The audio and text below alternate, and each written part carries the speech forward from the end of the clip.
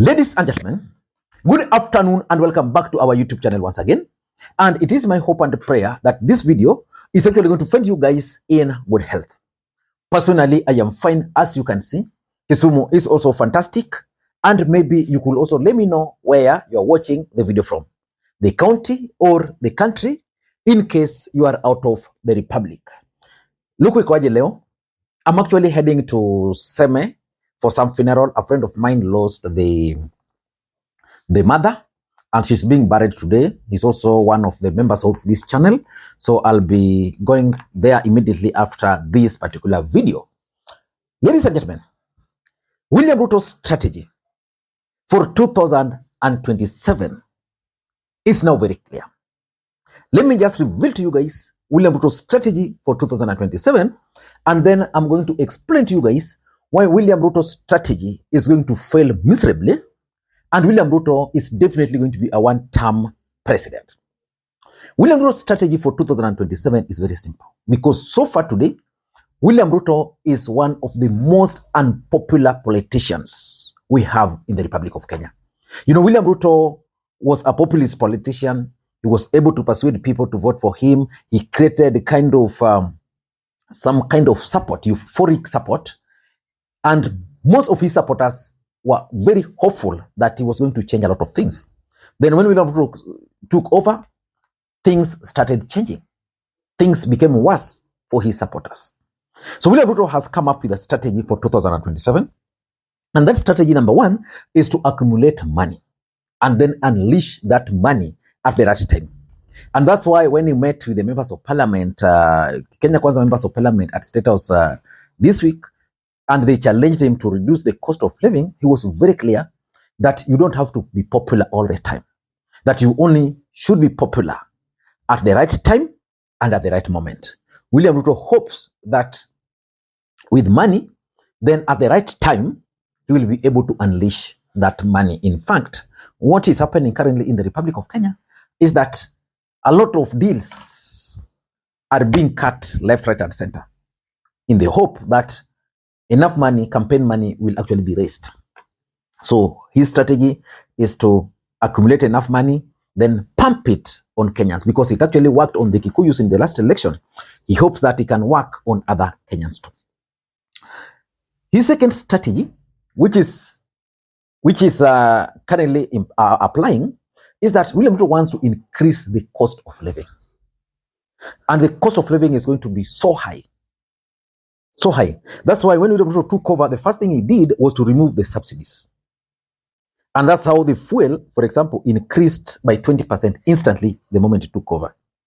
And the moment William Ruto took over, he added some tax, like the housing tax. You know, everything today in this country is just so high, including just taking an ID is currently very high. You know, it had never been charged. Currently, for you to get an ID, you'll be required to have 1,000 Kenyan shillings. So William Ruto is going to make life very difficult for Kenyans.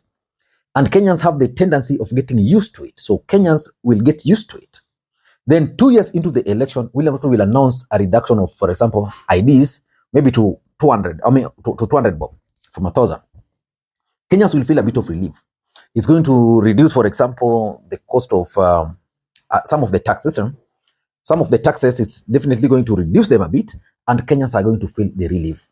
He's going to ensure that cost of some basic commodities are going to reduce towards the second, 2 years into the election. So Kenyans will feel a bit of relief. But you know, Kenyans are used to forgetting, so they'll not be able to compare the current price and the price at that particular time. They'll just feel that relief. And that's what he's trying to do. And he'll explain to Kenyans that his policies are actually working, and that's why those costs are coming down. I don't know whether he's going to succeed in that. And his last strategy is basically the Azimio stronghold. William Ruto's 2022 strategy was very simple, very clear, and direct. The Kikuyu votes and the Kalenjin votes. But because the Kikuyu votes are not automatic this time around, William Ruto is trying to go to Azimio strongholds. And William Ruto is also very sure that in case Raila Odinga will be on the ballot, then those Kikuyu votes might not go to Raila Odinga. But if it's someone else, then it will be a different story. So he hopes to win substantial support in the Azimio strongholds. But in this video now, I want to explain to you guys why I strongly believe that William Ruto is actually going to be a one-term president, because those policies he's applying are not going to work. Before we do that, for those who are watching this channel for the first time, please take a second or two, click that subscribe button so that next time we produce a video like this, YouTube will automatically notify you.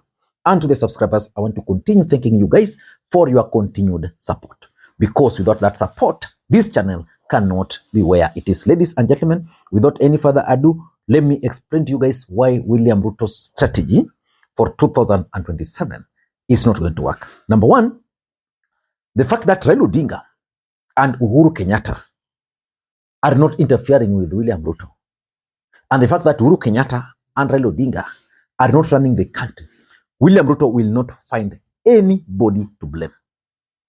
The failures of Kenya Kwanza will actually be blamed on none other than William Ruto and his team.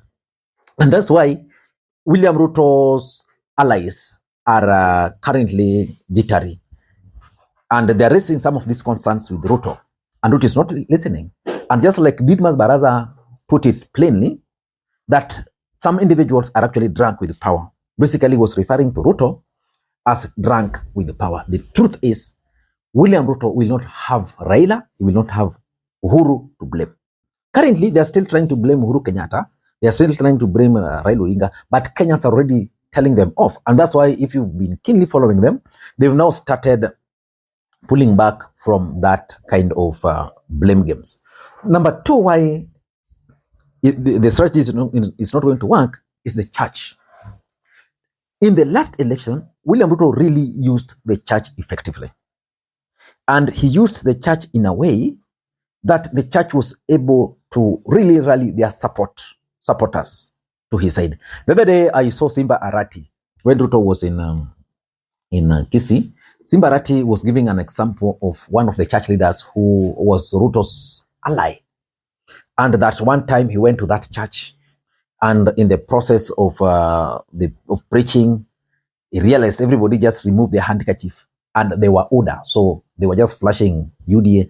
And Simba Arati was like, what's happening here?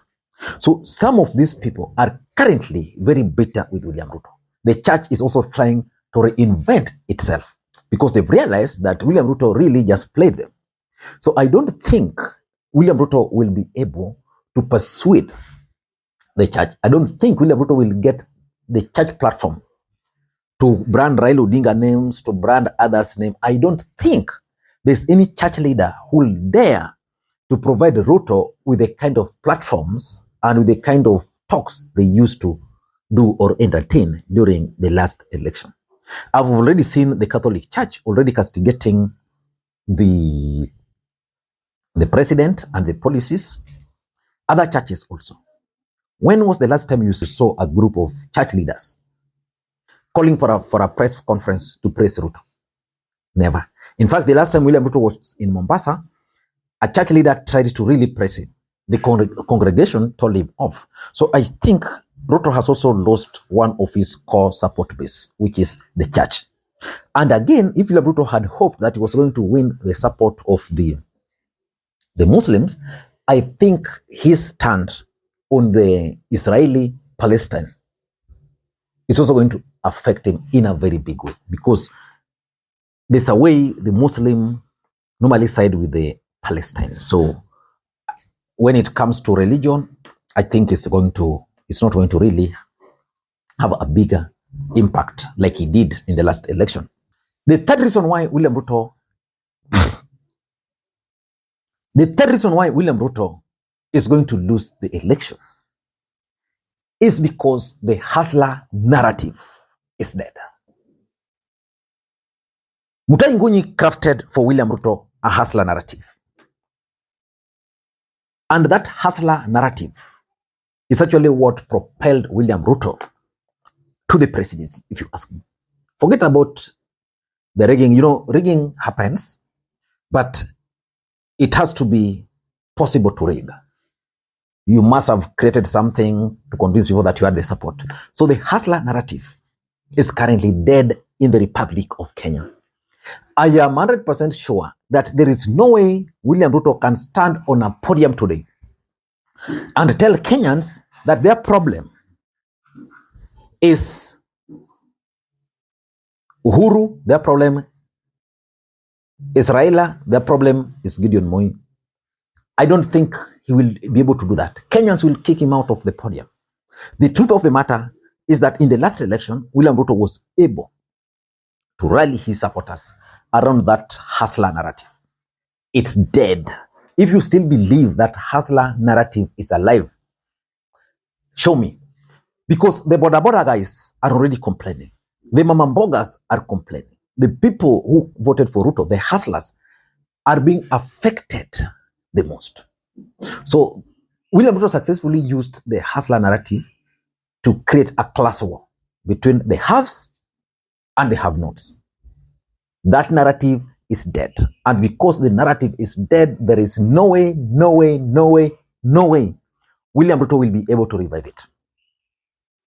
Number 4 is the state of economy. Because of the state of economy, I don't think William Ruto will be able to win again. Of course, I'm talking of the votes. I'm not talking of IBC declare him the president. That can happen. That can happen. IBC can declare Ruto the president. That can happen. But what I'm talking about is the vote. If Kenyans were to vote today, the state of economy is going to be a major determinant. And it's going to determine because of 2 reasons. William Ruto promised to solve the equation of unemployment. In fact, in his own words, William Ruto promised to solve or to employ 4 million youths in his first term in office. The first term is over. The rate of unemployment has actually increased because the policies of the government has really kicked out businesses out of their premises. So unemployment is so high. Number 2, Kenya Kwanza policies are no longer pro-people. They don't favor ordinary Kenyans. The policies of Kenya Kwanza. And because of the policies not pro-people, majority of Kenyans are feeling the real impact of unemployment. The real impact of cost of living. And because of that, I can assure you, it will take magic. And that's why everywhere, even in his backyard of what's in Gishu, Kenyans are crying daily over the cost of living. And lastly, the Mount Kenya reawakening. William Ruto really manipulated the mountain. Today, if you look at the mountain critically, that is where William Ruto is going to have the biggest political headache. That's where he's going to have the biggest political headache. And if you see, and the other day I was telling you guys, if there's one thing that should worry William Ruto, is the fact that there are Kenyans today in this country who can actually revive Uhuru Kenyatta's clips, where Uhuru Kenyatta used to warn Kenyans. That is the biggest worry which should worry with Ruto. It means there's a reawakening in the mountain. The mountain are regretting why they never listened to Uhuru Kenyatta. In fact, today, if you go online, the only person supporting this government is none other than Dennis Itubi. I'm yet to see any other person. The rest ni watu wadogo sana. Previously, Ruto used to have big wigs supporting him. On Twitter, you'd find people like Nyakundi supporting his policies. You'd find people like Abraham Mutai no longer doing it. You know, the ones doing it are the ones who are now being paid by the office of the president, like Makori, Kinovia. But those were previously in Azimio. But the truth is, William Ruto is no longer enjoying the support. And lastly is the youth factor. Ladies and gentlemen, the youths of this country are going to be the downfall of William Ruto. I'm saying this because there is this perception in William Ruto's camp that Raila Odinga and Azimio are enjoying the support of mature leaders, which is true. In the last election, William Ruto was able to persuade most of young people. If you go to TikTok, where majority of young people are today, William Ruto is being mocked every single day. Every single day. William Ruto anasema hii TikTok. In fact, the other day I was trying to explain to you guys why the threats to ban TikTok was real. It's because of the youth factor. William Ruto must tame the youths on TikTok. If he won't be able to tame them, they are going to end his political career just like that. I don't know what you think. That's my take. Until next time, this is Lee Makwiny. If you watch this video up to this stage, ladies and gentlemen, just know that I value that and I don't take it for granted. I really thank you for taking your time. And in case you watched it up to this time and you are not yet subscribed, because I know so many people normally watch these videos, but they have not yet subscribed because they get notifications, please just check and subscribe now. Until next time, Lee Makwiny.